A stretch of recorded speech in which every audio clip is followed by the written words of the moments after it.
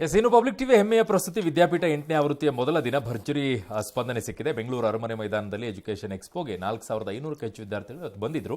120ಕ್ಕೂ ಹೆಚ್ಚು ವಿದ್ಯಾಸಂಸ್ಥೆಗಳು ಒಂದೇ ವೇದಿಕೆಯಲ್ಲಿ ವಿದ್ಯಾರ್ಥಿಗಳ ಶೈಕ್ಷಣಿಕ ಜೀವನಕ್ಕೆ ದಾರಿದೀಪ ಆಗಿವೆ.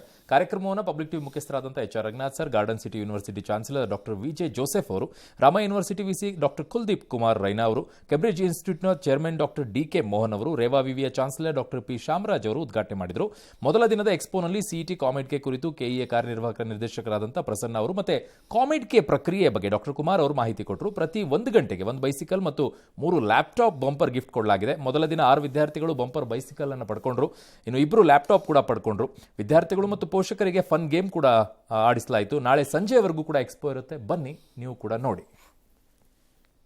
ಇಂಡಿಯಾ ಫ್ಯೂಚರ್ ಇರೋದು ನಮ್ಮ ಯೂನಿವರ್ಸಿಟಿಗಳ ಒಳಗಡೆ. Because degree is gone, forget it. In 20 colleges ನೋಡಿದೀವಿ.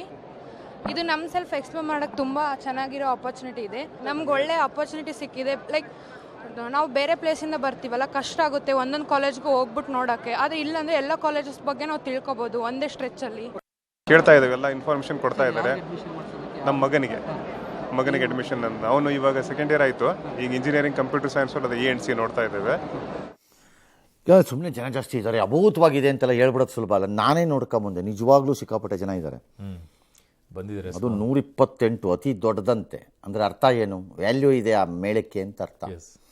ನಾಳೆ ಒಂದಿನ ಇದೆ, ಸ್ವಲ್ಪ ಪುರ್ಸೊತ್ತು ಮಾಡ್ಕೊಂಡು ಹೋಗಿ ಬನ್ನಿ ಯಾರ್ಯಾರಿಗೆ ಬೇಕೋ ಅವರು. ಕ್ಯಾಥೋಲಿಕ್ ಧರ್ಮಗುರು ಪೋಪ್ ಫ್ರಾನ್ಸಿಸ್ ಅಂತ್ಯಕ್ರಿಯೆ ಆಯಿತು. 4 ಕಿಲೋಮೀಟರ್ ದೂರದಲ್ಲಿರುವ ರೋಮ್ನ ಬೆಸಲಿಕಾ ಡಿ ಸಂತ ಮರಿಯಾ ಅಲ್ಲಿ ಮಾಡಿದ್ರು. ಸಂತ ಮರಿಯಾ ಪ್ರದೇಶ ಅಂತಂದರೆ ಹಿಂದಿನ ಕಾಲದಲ್ಲಿ ಅದು ಬಡವರ ಪ್ರದೇಶ. ಅಲ್ಲಿ ಜೀತದಾಳಗಳನ್ನು ಹೂಳೋದಕ್ಕೆ ವ್ಯವಸ್ಥೆ ಮಾಡ್ತಿದ್ದಿದ್ದ ಜಾಗ. ಆ ಜಾಗನ ಪೋಪ್ ಆಯ್ಕೆ ಮಾಡ್ಕೊಂಡಿದ್ದಾರೆ. ನನ್ನನ್ನು ಅಲ್ಲಿ ಹೋಳಿ ಅಂತ ಒಂದು ಆರ್ಡಿನರಿ ಮರದ ಇದರಲ್ಲಿ ಪೆಟ್ಟಿಗೆನಲ್ಲಿ, ತುಂಬ ದೊಡ್ಡ ಥರ ಹಿಂದಿನ ಪೋಪ್ದೆಲ್ಲ ಇಲ್ಲ. ಮತ್ತು ನನ್ನನ್ನು ಎತ್ತರದಲ್ಲಿ ಹಿಡ್ಕೂಡುದು, ಜನಸಾಮಾನ್ಯರ ರೀತಿ ನನ್ನ ನೆಲದ ಮಟ್ಟದಲ್ಲೇ ನೀವು ಮುಗಿಸ್ಬೇಕು ಅಂತ ಅವ್ರದ್ದು ಆದೇಶ ಇತ್ತು. ಆ ಪ್ರಕಾರನೇ ಮಾಡಿದ್ರು.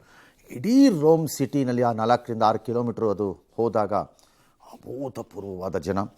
ಸುಮಾರು 4 5 ಲಕ್ಷ ಜನ ನಿಂತಿದ್ರು ರೋಡ್ ಸೈಡಲ್ಲಿ ಅಂತ ಒಂದು ವರದಿ.